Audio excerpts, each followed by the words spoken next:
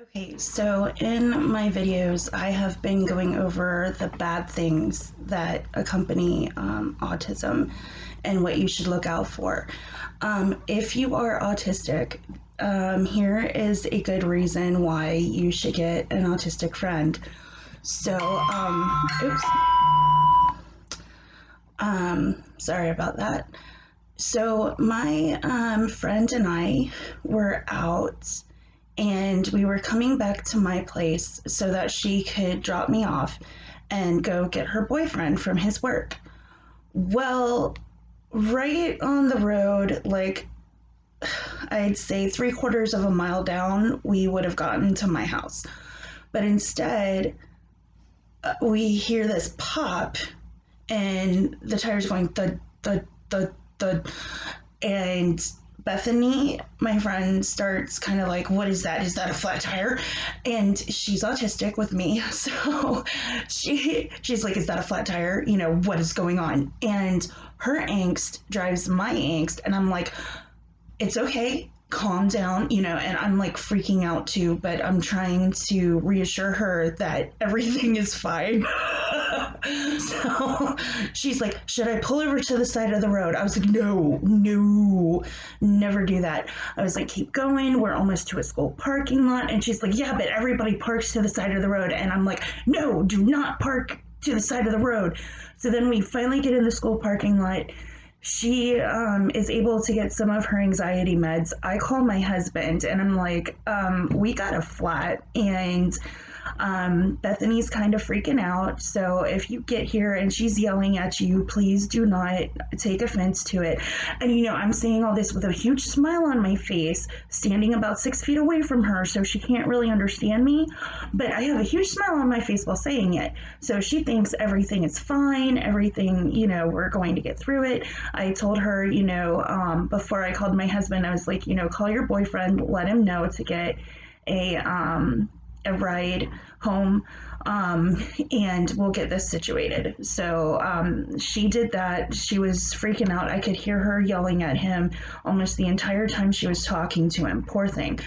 So I'm trying not to freak out and yell at her. So I'm trying to hold my autistic outburst down. And this was about 7 months ago, before I started looking into the possibility of me being autistic. But anyway, and this was before she realized that she was, and now she self-identifies as autistic as well. But anyway, so she didn't know to turn the parking brake off or anything, so she almost takes off my poor husband's hand. Luckily, my husband is autistic, and his thing is to keep it to himself. So instead of freaking out on her, he just holds it in and he's like, "Okay, next time call AAA. I'm never doing this again."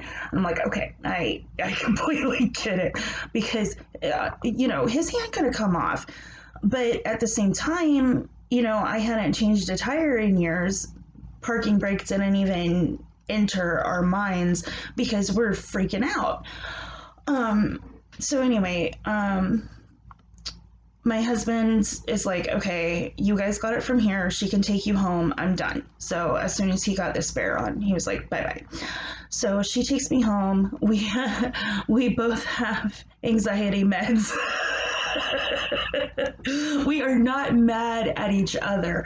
We are freaking out because of this situation, okay? We're still yelling and like, "I can't believe that happened," and like, "We survived it. We did good." And oh my goodness, we definitely needed anxiety meds after that experience. But yeah, my husband was mad and like barely talked to me for 2 days after that. So I don't blame him, but yeah, and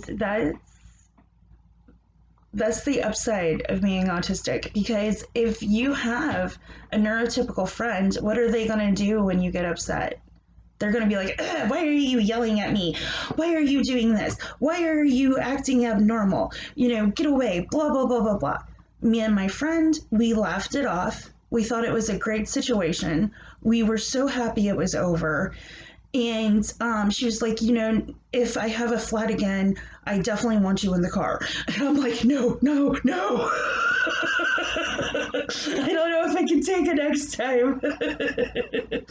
But so that is what I have to say on that. Neurotypical people normally do not get me when I have an autistic outburst and I start yelling.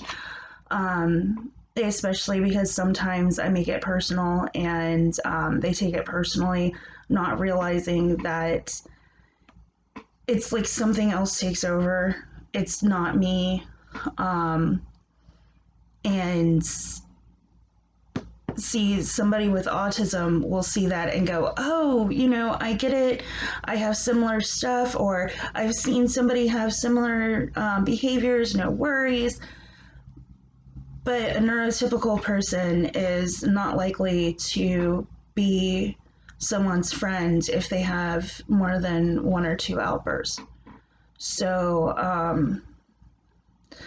that is why I'm saying if you have autism and you're having difficulty finding a friend, go onto the autism forums on Facebook and, you know, ask for friends. A lot of them will allow you to do that. You know, tell a little bit about yourself and then say, hey, you know, does anyone have this similar interest? If you do, please PM me or whatever. And that's how I made a couple of friends. We don't talk, we just text, and it's great. They listen to my special interest, which right now my special interest is autism and finding out more about autism burnout and or I'm sorry, autistic burnout. And she, a lady that I'm talking to, has a special interest that involves children and drinking juice. So it baffles her how some kids can use a straw while other kids can't, and things like that.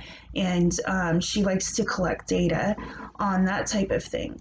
So because she has a couple kids. So, you know, she wants to make sure that they're getting all their nutrients and all this other stuff. So she takes a lot of data on what they like to drink.